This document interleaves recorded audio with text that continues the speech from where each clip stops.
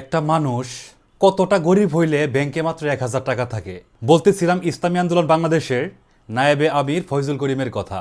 উনি এবার নির্বাচনী হলফনামায় দেখাইছেন ওনার ব্যাংকে মাত্র 1,000 টাকা আছে, তবে ওনার স্ত্রীর 187 ভরি গোল্ড আছে। এই লোকটা কতটা উদার চিন্তা করেন, খায়া না খায়া ওনার স্ত্রীর জন্যে মাত্র 187 ভরি গোল্ড কিনে দিতে পারছেন। এই লোকটা কতটুকু গরিব আপনারা চিন্তাও করতে পারবেন না। উনি যখন চলাচল করেন হেলিকপ্টার ছাড়া চলাচল করেন না। আমাদের দেশের মন্ত্রী এমপি সচিবরা বিদেশে যায়, কেমনে খিচুড়ি রান্না করা শিখতে হবে, কেমনে কৃষিকাজ করতে হবে। আমার মনে হয় বিদেশে না গিয়া এই ফয়জুল করিম সাহেবের কাছে যাওয়া উচিত। স্বল্প টাকায় দেশ কেমনে চালাইতে হবে, মানুষকে খুশি রাখা যাবে, তার ট্রেনিং এই ফয়জুল করিম সাহেবের কাছ থেকে নেওয়া। কারণ আপনারা চিন্তা করেন, মাত্র 1,000 টাকা ওনার ব্যাংকে আছে, কিন্তু উনি খায়া না খায়া ওনার স্ত্রীরে 187 ভরি গোল্ড কিনে দিতে পারছেন। নির্বাচন কমিশনের নির্বাচনী হলফনামা একটা শিল্পের পর্যায়ে চলে গেছে।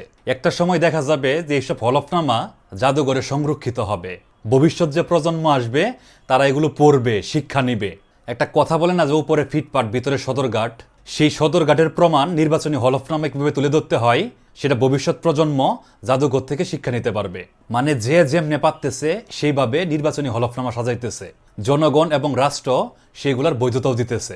বিএনপির একজন প্রার্থী গয়েশ্বর রায়, উনি দেখাইছেন কৃষিকাজ করে উনি প্রতি বছর 60 কোটি টাকা উপার্জন করেন।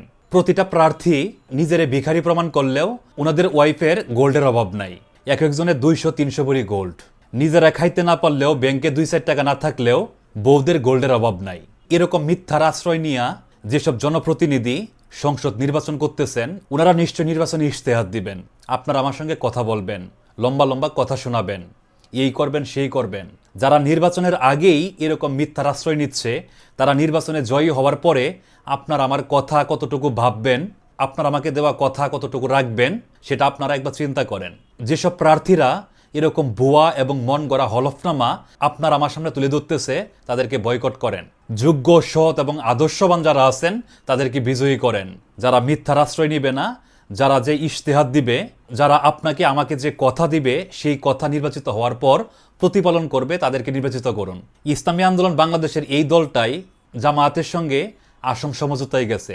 তারা জামাতের কাছে 150 আসন চাইছে। 150 আসন না দিলে তারা এককভাবে নির্বাচন করারও ঘোষণা দিচ্ছে।